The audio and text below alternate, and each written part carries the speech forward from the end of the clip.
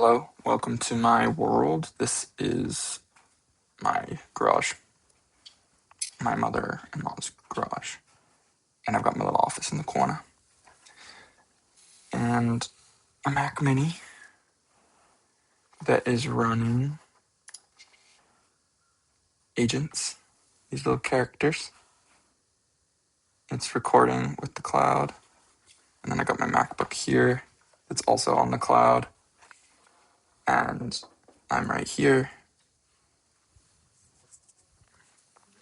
filming with a Sony A7S III with a 16-35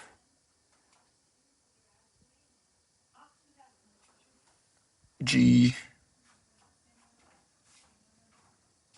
series Sony mounted lens with I think 82 aperture.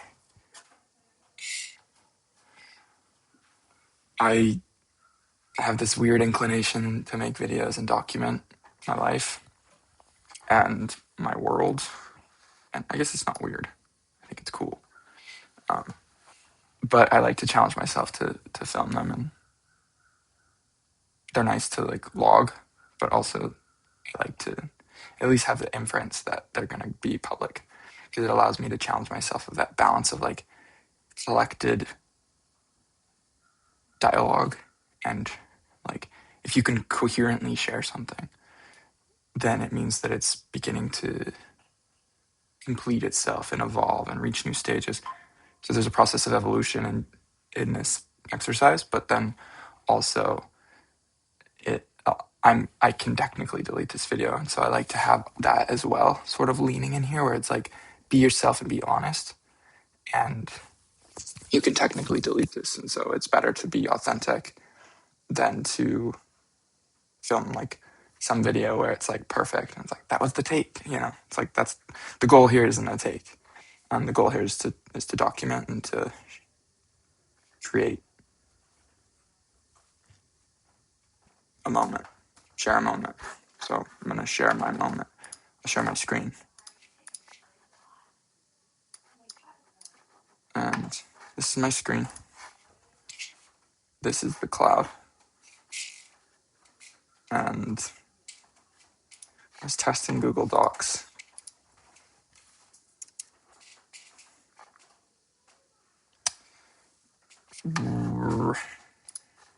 No apparent reason.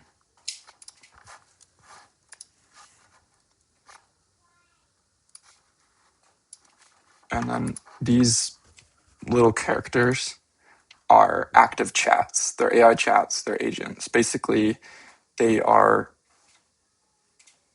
like active compute applied to directions with access to files and folders and the ability to read, write, and move those files and have access to tools to be able to do things in and around the files and folders and basically just like do crazy shit. So here is an AI chat. This one is working on a bunch of things. Basically, it's my lead, and it is Claude Fable 5. So then you see here, or lead Fable 5. It says it's on VS Code, but it's technically on Cursor.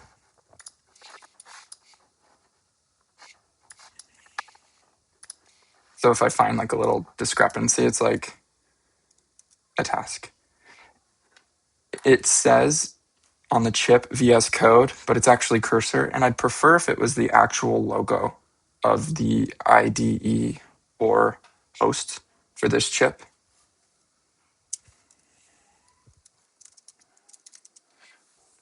Whether VS Code, the cloud,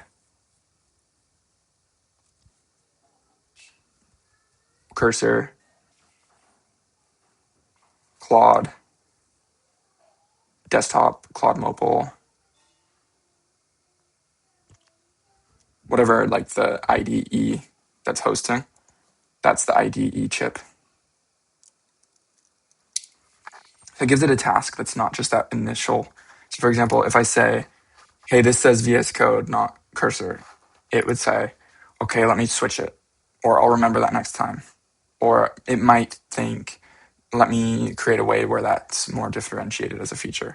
So you got to give it details to be able to do those things. But then if it's already in that area working on something and you have a nice like rapport with your chat, you can say, while we're at it, let's create like a scalable model and a framework around this. So like, let's make sure we have logos here. Let's make sure we understand all the IDs that could be hosted here, stuff like that.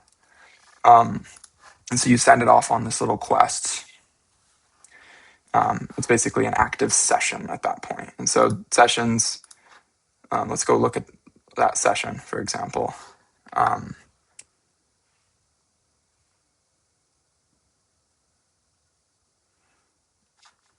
So here, this is where we're chatting.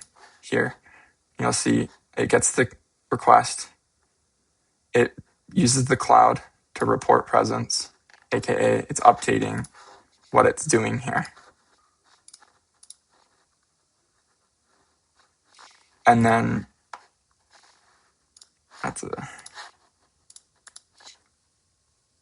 and then it's listing tasks to understand where that task was. It's creating a task to make sure we track it. And then it's running an agent, all using the cloud, right? The cloud list tasks, the cloud create task, the cloud run agent.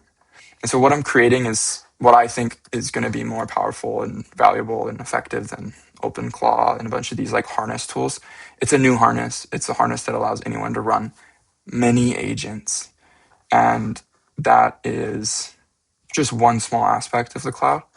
The goal of the cloud is to be a utility for humans that allows AI and like an agentic society, an agentic infrastructure, and transparent blockchain ledger for various things. There's a bunch of things that I want to roll out across the cloud, but it's basically the substrate. It's a layer across the internet that allows you to access and creates more transparency, creates more opportunity, unifies your toolkit, and enhances utilities.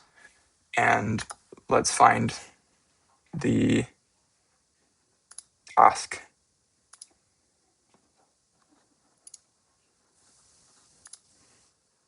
Surface chip, wear the host's real logo. So that was something that we added together. And then now it's here doing stuff, but it's not being done right here. This is a different chat. And so this chat is running on a machine. On this case, it's running on my MacBook. So I requested this on the Mini, but my MacBook right here is running that request. And so each machine has something called storage and memory. So you have storage with like how much file space you can hold.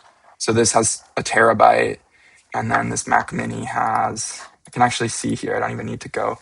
So this has a terabyte, the MacBook, and then the Mac Mini has 500 gigabytes. And then I can also see the metrics of how this computer is doing, even more than Apple allows me directly. So I like to run at this like leaning forward motion, but not going beyond. And so for example, here you'll see CPU's at 25%. Memory is at about like 60%. And then disk is whatever. Disk doesn't matter because you can always that's just like its own thing. It matters, but clearly for me, it's not a big concern. Actually, this matters. I'm worried about my storage. Okay, so here, this is weird. 11 gigs out of 24. And I think it's because it's created a ceiling. Like it's created like an alternative ceiling to say, we're not going to run that many agents on your machine because it literally won't reach that capacity. So I am noticing how we're only at 11 gigs out of 24 on the Mini, which is fine if that's the safe zone. And I think that it's red not because it's near capacity, it's because we created like another layer on top for our quote unquote safe zone. Is that true? If so, we need to have a place where that's clearly shown, and we need to have like a almost like a rule, like we don't run agents beyond a certain percent. So the user and the AI can both adjust it within a parameter, but the goal is that our parameter that we default set is perfect, and we don't really work much around that. Whatever you think, I don't even necessarily need the human to have access to control it, as long as the AI can do it and the human can request it, and there's a nice system there. Clearly, it already exists. It just needs to be more clear. So, context. It's just like I'm going a little bit too much this or too much that, but it's just like deeper layers of context. So it'll create tasks. It'll keep working on stuff. No existing task, filing it, CloudMark sweep, replace the fake.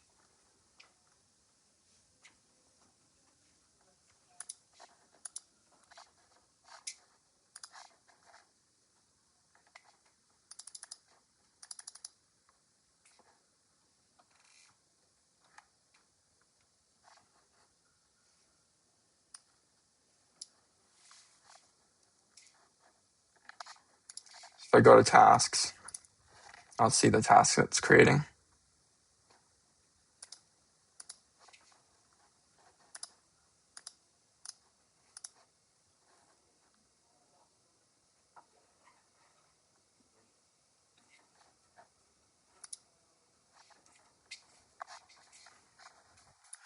And when I use my tool, I cringe.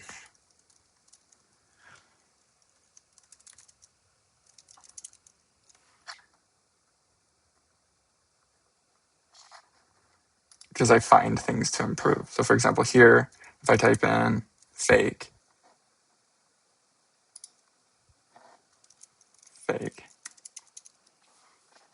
perfect. So I found the task that it created, right?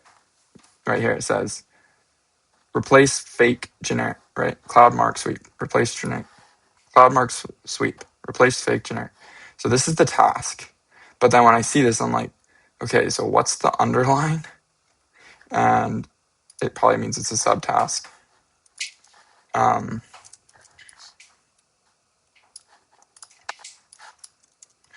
the tasks app, what is the underline before the code? We shouldn't have the code ... out for the task ID. And it should also be level. Everything should be level. There's like a little chip that says modular, like the project chip needs to be level. We need titles for each of the sections of columns. And when you scroll down, that whole row stays with you. That should also exist on tables. It just needs to start being more and more organized and structured and formatted and just feel very like clean and just end to end. And the ... system just doesn't work in that way to a point. And also you'll see on board view, the tasks start to sort of get cut off, and it just feels like we can make more alignment and column formatting and things like that. Not even column formatting, just like the titles feel weird. They need to fade out on the third row and not move to the fourth row. And I feel like they need to be a slightly bigger font, but I think the cards themselves can be slightly bigger. And then when I pick up a card, like it should show when I hover over a card that my mouse is like the hand so that I can pick up and drag. And then when I pick up and drag, it should sort of tilt and feel more like fluid. And then when I drop it, it needs to drop right away. Okay, it drops right away. But it doesn't like tilt, like it needs to tilt a bit. And the glow when you hover on a column, I think we can chill it out by like 50%. It's a little too bright. And then the cards are see-through, and so it looks weird when you're like dragging over things. It's like it breathes too much. So we need that nano texture to be almost more like looking at glass that's blurred out. You can't see through it, like high-end corporate office.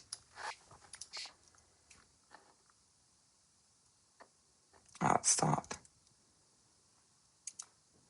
It needs to feel like a nano texture like if you're looking in a high-end corporate office in glass that you can't see through, like the CEO's corner office glass. So that way we don't see the things behind it when dragging. So context, again, is just like you go a little bit into that zone of like almost telling too much information, but also like if you were with like ride or die business partners and like you had like an all-star team, you would be able to say those things and they'd be like, exactly, you know? So you don't want to be too simple. You want to be like a little bit like descriptive and, but also not just like you need to have some sort of like vision that's refined. Because if your vision is refined and that feeling's refined, all the little expressions that go towards surfacing that are there. But if you're just like not clear and maybe not present, just like make it better. It looks bad. Figure that out. Like I find myself sometimes getting in those states and it's like that's literally not helpful. Like figure it out. No, figure it out with it and tell it. It's so much better. So your chip is fixed now and the logo is an ask. The logo ask is a tagged task and a writing lane. And then it's gonna work on stuff and do stuff, create tasks, and yeah, so it's creating a little safe zone.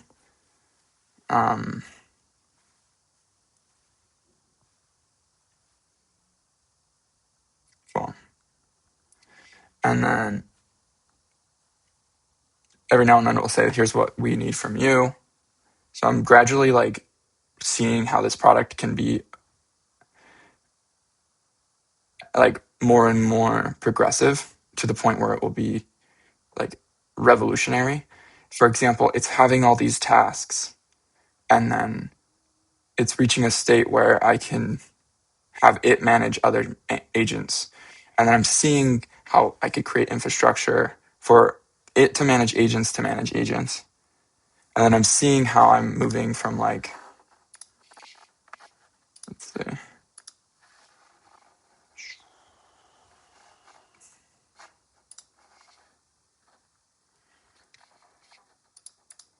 So right now, if I'm running 7 agents on 2 chats, so there's 9 chats running. 9 chats right now are typing for me and like coding and solving problems. And if I want, they're doing other things. Like this one is a scout. And so it's going and looking for making sure we have the real brand mark everywhere. And then this is a watcher and it's basically like evaluating the memory and the CPU and stuff like that to make it, just basically going in. And this is a designer working on the task, like linear grade stuff that we talked about. And you see how it's running a variety of models. It's running on Grok here. Everything I've just moved to pretty much full capacity. The nuances you'll see as I'm working, I'll try to be transparent with like the models I use and stuff. Obviously, those will always be changing, and it's good to experiment. But I would recommend using Fable as your lead if you can. I would recommend using your highest available models, but also learning where and when the right models fit, because you might be able to challenge me or things might change where all of a sudden it's better to use a local model that then talks to a frontier model that then, so what I'm saying is like that's actually maybe a really good idea. It's like it's this core voice that's condensed through local models that then goes to frontier models that's just a little bit supported before you go directly to the local to the frontier model, which is a whole idea. It's just like, wait, what if I could chat with a local model? Like I'm actually going to talk to them. Hey, I'm realizing that it might be beneficial to create a direct AI that helps refine what I'm saying before I talk to the frontier model, aka you. And this could almost be like a local model that is really refined in the sense of just like humanizing, but also crossing and bridging between frontier model and authentic human goal, intention, clarity, guidance. And so this little like model is almost like a watchdog, but I think of it as like the Siri or the like SIRI, or with the Legend of Zelda, there's the hey listen fairy. It's almost like this. And so it's something I want to look at and figure out like how we could create like a hoisted local model that can do that. Or even just it's an archetype and then you can choose which model. But it's almost like a way where, for example, in this, instead of sending this to you to work and to review and to do the things we do, it is like preliminary. It's like a preliminary filter that helps discuss what we're about to send. That's what I'm getting at more importantly than it being local. But I think the ability to turn it on and off. So when you click send, it like does a review and it looks cool, looks modern. And then it shows you a suggested and you can toggle between the two. And then you can click in and edit either one and click send from there. And edit and click send from there. What should we call this? And let's prep a handoff to the cloud builders to implement. And I'm realizing now as I'm having this conversation that I already have this system. Like you see how I just went to Claude desktop. And let me check my limit real quick on this.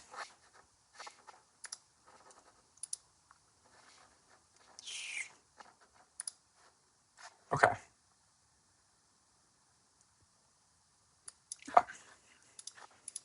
It's getting a little dramatic, I would say.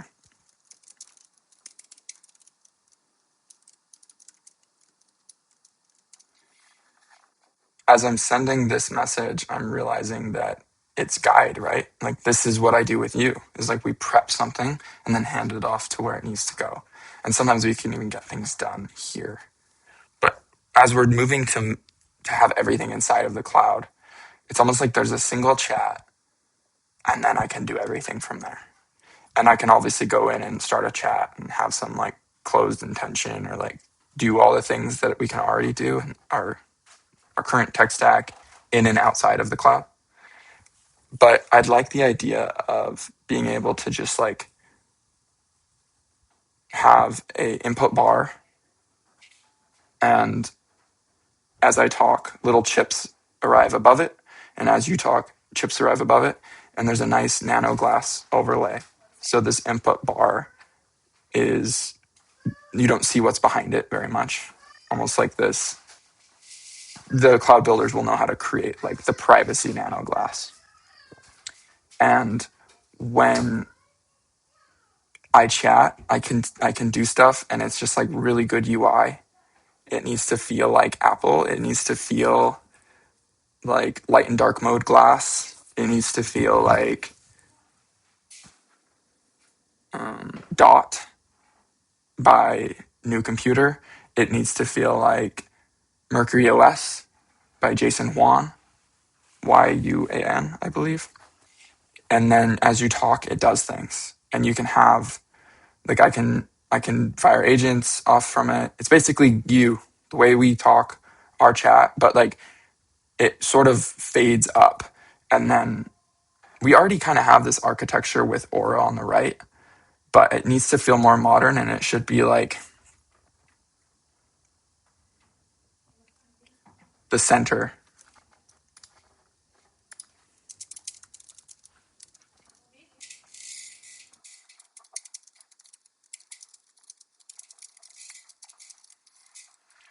So this is like obviously way out there and like it'll have to be reeled in a bit.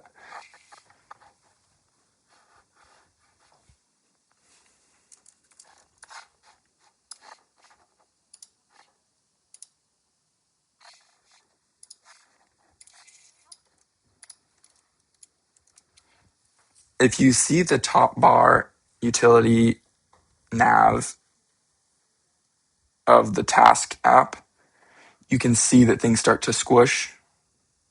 And so clearly we need to create segmented rows, top and bottom, where nothing gets squished. So it feels like we actually care and think deeply about formatting. We just create simple rules and format functions, logic that makes everything really clean on any dynamic sizing. So the squish doesn't happen. So you see where you're at. The nav is clear. There's things that compress and there's logic there. You only see the first and the last on nav and then the thing in the middle that you can see everything in between. There's ways to make it all fit. There's ways to make you get access to everything without saying, we're trying to give you access to everything as long as possible and it's going to squish and oh, sorry, it's squished. That's not how we design. And that needs to be added as a design principle, is like dynamism and what that represents and how that's a logical, simple thing to incorporate if you just take a step back and take a moment to say, wait, let's make this designed as functional,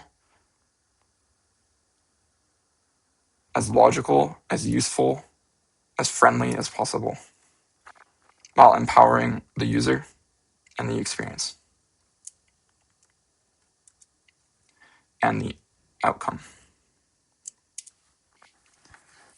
So when I say save it as a design principle, it basically gets saved as this like high level documented skill.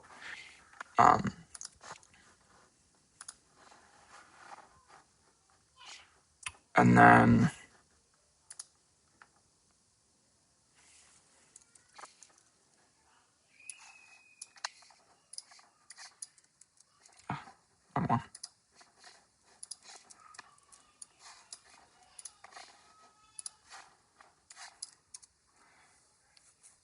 where is the fix for this vast memory database? See the red line that should never appear. Everything should function as efficiently as possible. The user should be able to access recent pages and see how many pages exist on their ecosystem without showing red, without showing anything failing, without anything like feeling grogged or bogged down. When I click in to go view the graph view, like the nebula, we need an entirely new nebula. I've been seeing people on Instagram with their like second brain like Jarvises and stuff. And I'm like, why can't you figure out how to make our nebula the dopest? It needs to be 3D, spin it around, whatever, like planal technology. Oh, there's got to be some crazy open source stuff. There's got to be some like ways you can give me something really high quality. If you want to send me on a quest to go find that, just give me something and I'll go and like build a simulation of it. Or we could build a simulation of it in Studio first, whatever you want to do, but it needs to be really good where I can say things into the knowledge graph of like, I can do tags, I can do AI like requested prompts, and I can do keywords, and all or each one of those I can filter as I type. It remembers my last position. So then I can type blueberries and it just shows me everything connected to blueberries. Or if AI is also in there, it's like, whoa, there's nothing connected to blueberries, but I did find this. I found a page about this with this in it, like a deeper level. Or it does say these about blueberries, but I'm going to add these as well because I understand why he's doing that. So there's the AI inference. There's also just filters. And the idea with the knowledge graph view is that right now it's basically just a cool way to show how much knowledge you have. But the idea is that it gets to a very high form function where I can say, like I said, blueberries. I can say like bills. I can say anything and it finds the pages, it finds every object relating to that title, but then ideally keywords within the pages as well. And ideally it doesn't bog anything down. Like it only loads when the user's really in there. When you leave, it fully shuts it down. And we have a really cool way to load it so that people wait while it loads. So there's never a red error. Cool. So I've got a bunch of random tasks that I sort of like manage on top of everything. So I'm going to add this one. Oh, I already have it. Fix fast memory, UI improvement, UI/UX improvements to follow. Cool. Let's check the desktop app.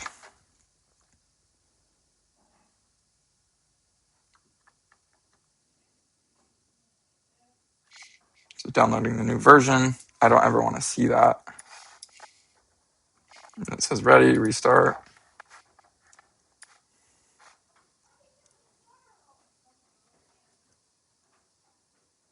Maybe though. Like if that was like Figma, I wouldn't mind. Because they were like, we're downloading the new version. I'd be like, cool. And it could say like, here's what's new or something like that. So the one issue I was having with this interface, for some reason when I record my screen, it's like green because I have an $80 screen. But, oh, it works now. Now, moment of truth. Whoa, crazy. Heck yeah. So good. Moment of truth. We'll record a video. Now I'm recording 2 videos at the same time. That's cool. And we'll pause it. That's the issue. Boom. Everything is looking great on the desktop camera, except for when I click that I'm finished, it shows this.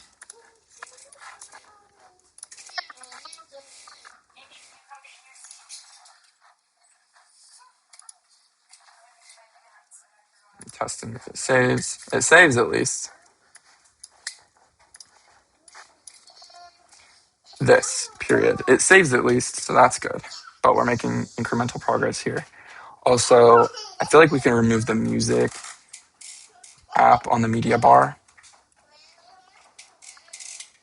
And can we make the record just when you click it, it just records and it's managed right there? You don't have to like, it's not just a quick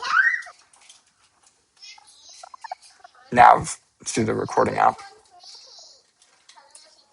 And I don't want to see any border on any of these. Like the point of the media bar icons is they're circle, and so they should look entirely new. So instead of the chat app icon, it's like, it's just the dot, dot, dot in the same color white. And then the camera, it goes all the way to the edges. And the recorder, it's just the red dot inside the center. And the feed, it's the globe goes all the way to the edges. And then, yeah, you get the idea.